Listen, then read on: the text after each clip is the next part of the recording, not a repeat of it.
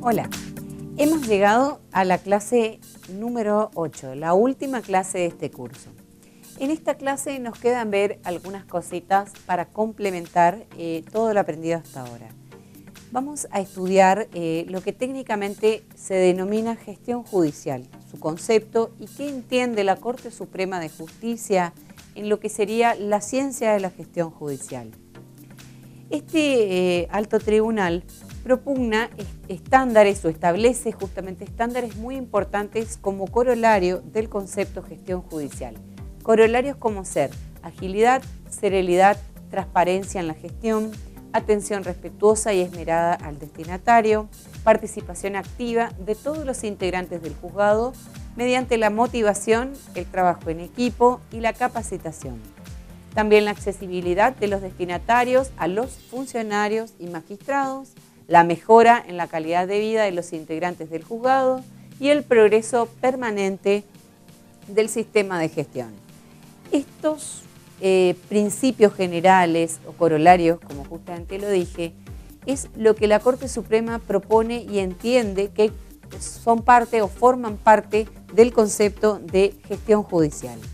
La gestión judicial, como una ciencia auxiliar a la administración de justicia, se constituye en una herramienta para su desarrollo, exigiendo como únicos requisitos un cambio de paradigma, de mentalidad y un compromiso real y efectivo, verdadero, ¿no es cierto?, con la misión del Poder Judicial o que debe cumplir todo Poder Judicial en la administración de justicia. Es una ciencia que básicamente tiende a transformar los procesos judiciales, transformarlos buscando la calidad, ¿no es cierto?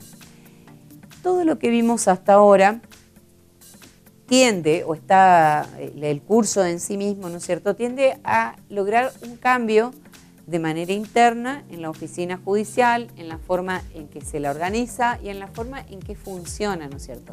Por eso hablamos del rol de uno de los protagonistas en la organización, que es el jefe de despacho, quien trabaja siempre en coordinación con los secretarios y con el juez, o por lo menos así debería hacerlo, ¿no es cierto? Como el jefe de despacho, remontándonos a la primera clase, tiene sobre sus espaldas el control de un sector, se propone el trabajo por subsectores de ese sector para lograr contener, ¿no es cierto?, y liderar toda la estructura, pero siempre por partes, es decir, sectorizar el trabajo. La propuesta del curso era conocer una nueva forma de trabajo, una nueva forma de encarar el cambio, ¿no es cierto? Pero ¿por qué nos proponemos el cambio? El cambio es importante para poder transformar la estructura y generar un ambiente de trabajo agradable, un ambiente de trabajo donde los miembros del equipo, es decir, trabajar por equipos y que cada miembro del equipo desarrolle el sentido de pertenencia. Uno de los recursos más importantes sobre los que dijimos que teníamos que trabajar era sobre los recursos humanos, porque la labor humana es la que en definitiva repercute de manera positiva o negativa sobre los resultados del proceso. A lo largo del curso se han ido explicando y analizando varios temas que en definitiva nos arrojan una serie de reglas, de prácticas, de técnicas de trabajo en el ámbito judicial. Estas técnicas se convierten en los pilares básicos de toda propuesta de gestión que podamos realizar, ¿no es cierto?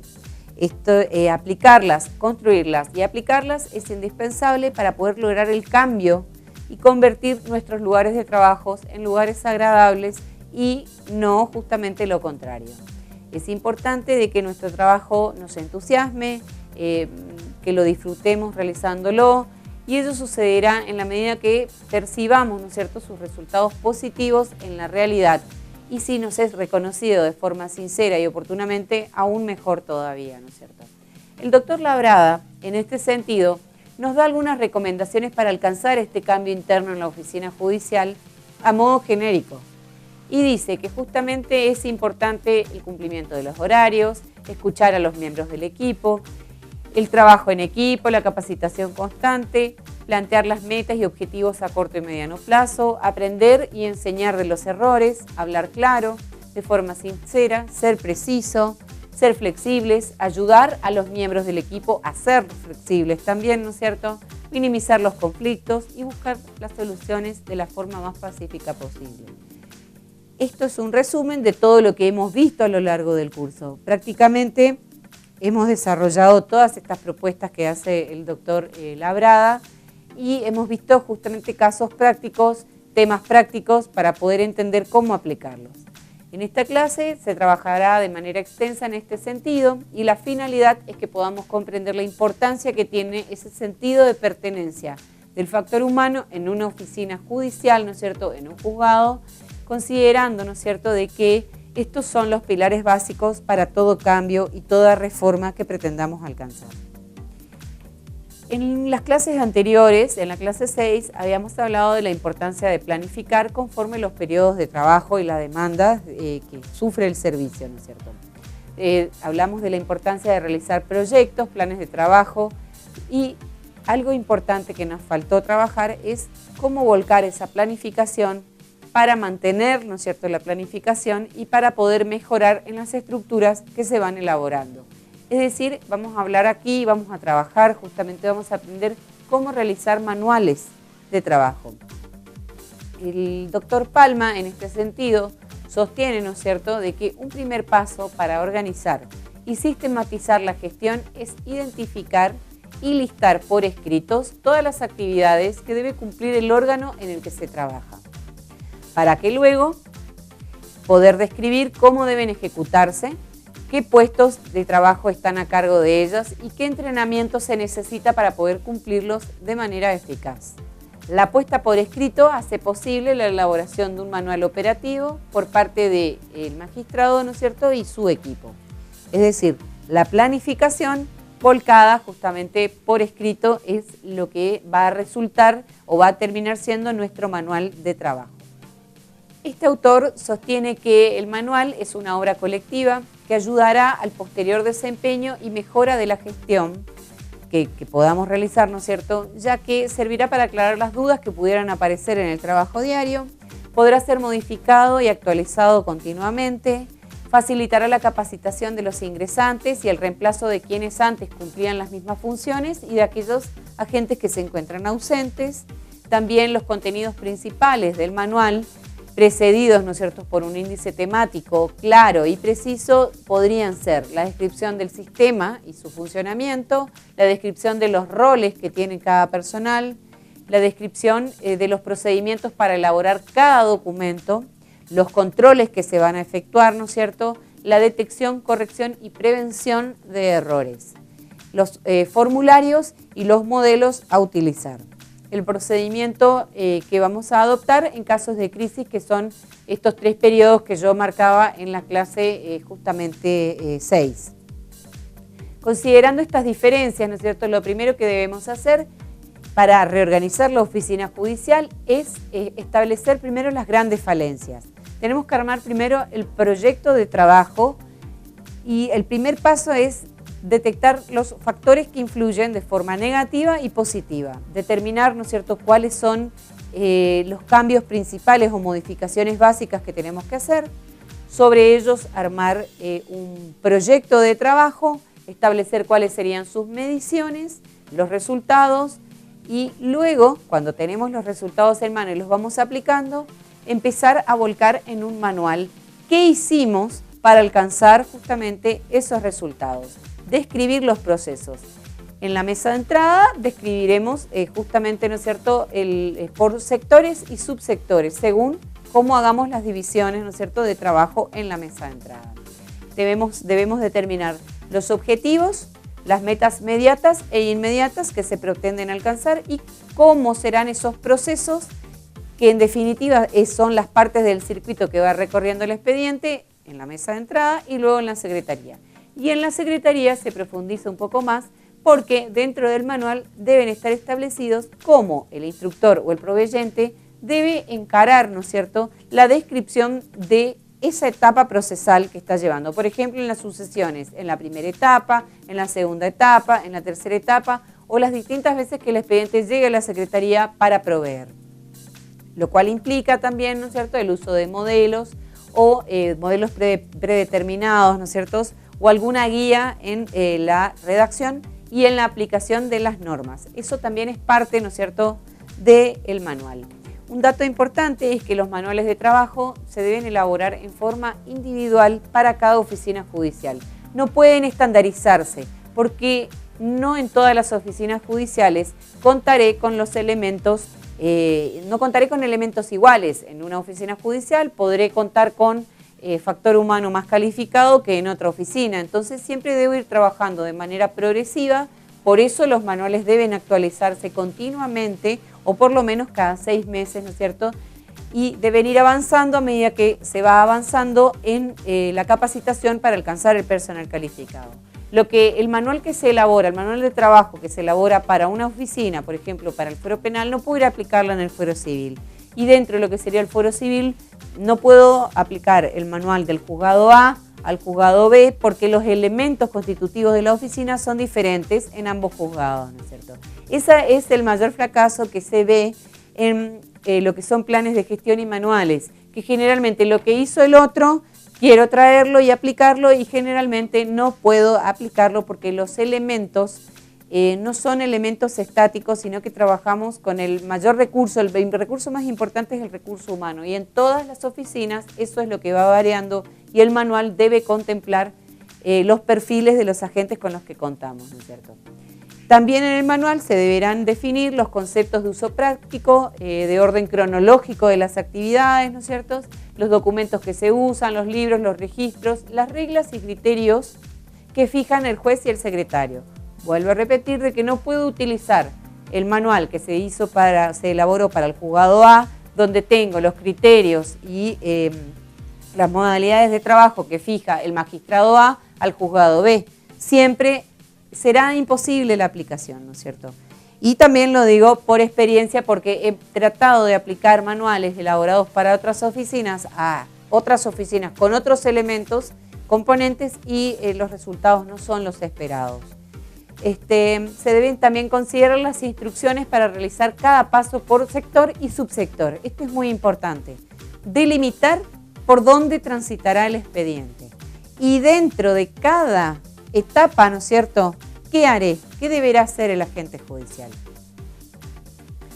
Hay que documentar todas las actividades, ¿no es cierto?, las que influyen unas sobre otras. Por ejemplo, si realizo tal actividad de esta forma, el resultado en la segunda etapa o en la próxima etapa a la cual va a ser sometida el expediente, deberé realizar esta actividad si pasa la primera o esta otra actividad si no pasa la primera, ¿no es cierto? Los manuales hacen descripciones lógicas, ¿no es cierto? Esto está muy profundizado en el material. Seguimos en este sentido al doctor Palma y las descripciones y enseñanzas que él va haciendo respecto a cómo gestionar el tiempo y gestionar la elaboración de los manuales también. El manual, por supuesto, debe ser aprobado, ¿no es cierto?, en coordinación con el juez y con los secretarios. Los manuales deben ser corregidos y actualizados periódicamente. Cuanto más se corrijan, más podremos avanzar en la construcción de las estructuras. A medida que vamos implementando los manuales, después de hacer esa observación, las estadísticas, el trabajo de planificación, es decir, primero es un proyecto y lo último sería el manual. El manual sería la conclusión prácticamente de este trabajo de gestión. Ahora, viene la etapa más difícil y es cómo mantener esas estructuras que hemos alcanzado. Generalmente yo les había propuesto en otras clases la rotación de los jefes de despacho.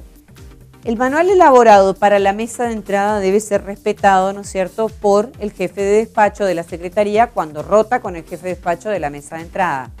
¿Por qué? Porque hay una estructura armada y esta estructura debe mantenerse y no justamente disolverse. Suele pasar que muchas veces después de un trabajo así, viene el traslado, se va el jefe de despacho de la mesa de entrada a otra oficina judicial y viene un nuevo jefe de despacho. ¿Y qué pretende? Cambiar todo, sacar todo. Esto es tan dañino porque hay que empezar de cero nuevamente y es más trabajo inclusive para el mismo jefe de despacho.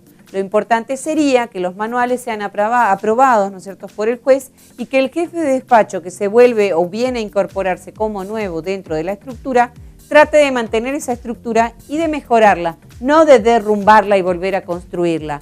¿Por qué? porque el único que se ve perjudicado con esta situación es el usuario del servicio de justicia, porque su expediente sufre un retraso, sufre el factor tiempo y todas las diferencias que puedan provocarse, ¿no es cierto?, en la sucesión de un jefe de despacho con otro. Para mantener las estructuras alcanzadas, que es lo más difícil de la conclusión de un trabajo de gestión, yo propongo el estudio o el trabajo o lo que propone justamente Edward Denham, el bucle de Denham, que consiste en un modelo metodológico básico para asegurar las actividades fundamentales de mejora y mantenimiento, que son justamente planificar, actuar, comprobar, ¿no es cierto?, y ajustar. Es el PDCA. Planificar, la dirección de la organización justamente define los problemas y realiza el análisis de datos, marca una política junto con una serie de directrices, metodologías, procesos de trabajo y objetivos, ¿no es cierto?, que se desean alcanzar en un periodo determinado, incluyendo, ¿no es cierto?, el análisis y la asignación de recursos. También esto es todo lo que hemos visto, ¿no es cierto?, en las clases anteriores. Hacer que cuando lean el material van a encontrar que se identifica con la palabra, con la letra D, porque está en inglés, que se refiere a do, hacer, ¿no es cierto?, a partir de las directrices que emanan de la planificación, es decir, hacer a partir de esas directrices que salieron o emanaron, ¿no es cierto?, de la planificación previa que se ha realizado. Planificación de actividades, sector por sector, subsector y por aquellas partes, ¿no es cierto?, que componen el circuito que por el cual va a transitar el expediente, ¿no es cierto?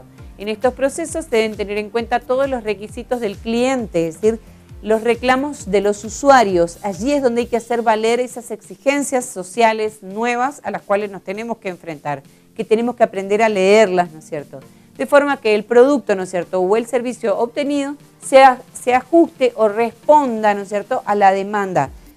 Habíamos estudiado de que esto es social, va acompañando a los cambios sociales que se van produciendo, por eso el jefe de despacho tiene que estar atento, ¿no es cierto?, a esas nuevas exigencias y nuevos reclamos. Es aquí donde justamente debemos trabajar y aprender a interpretar, ¿no es cierto?, esas exigencias.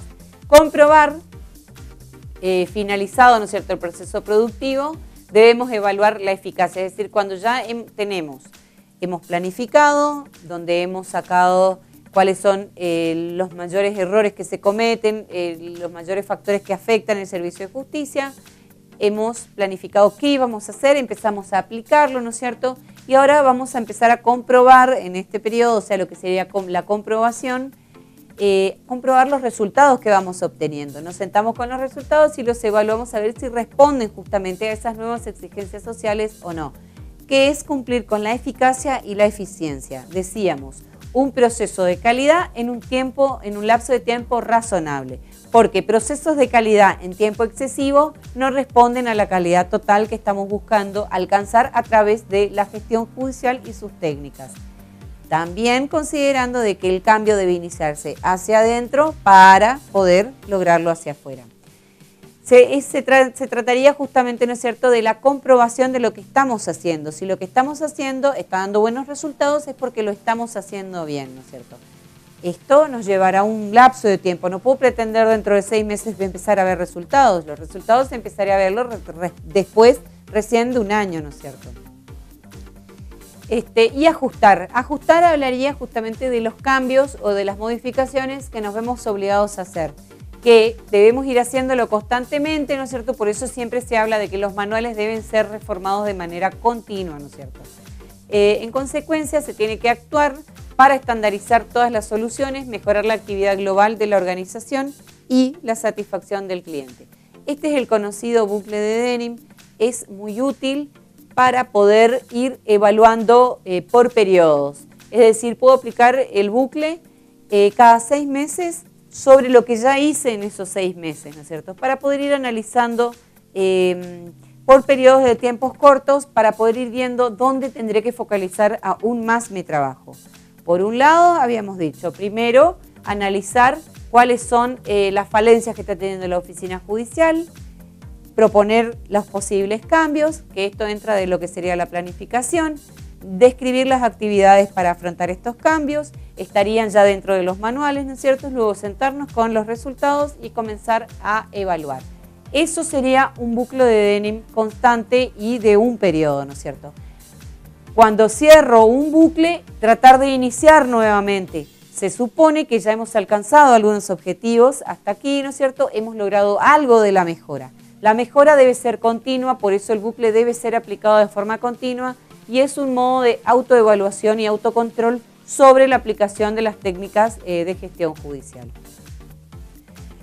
Espero que el curso les sea redituable, espero que aprovechen el material. Es un curso largo, pero es importante que impriman el material, que lo tengan en sus escritorios y que vayan trabajando. Y lo más importante que me queda decirles es que cuando estudiamos algo, no debemos estudiar para tener un certificado y dejarlo guardado. Es importante aplicar lo que uno aprende, de a poco, despacio, a corto o largo plazo, pero aplicar. No sirve de nada hacer cursos, dedicarle tiempo para obtener un certificado nada más. Bueno, espero que el curso les haya gustado y espero a los trabajos finales. Muchas gracias.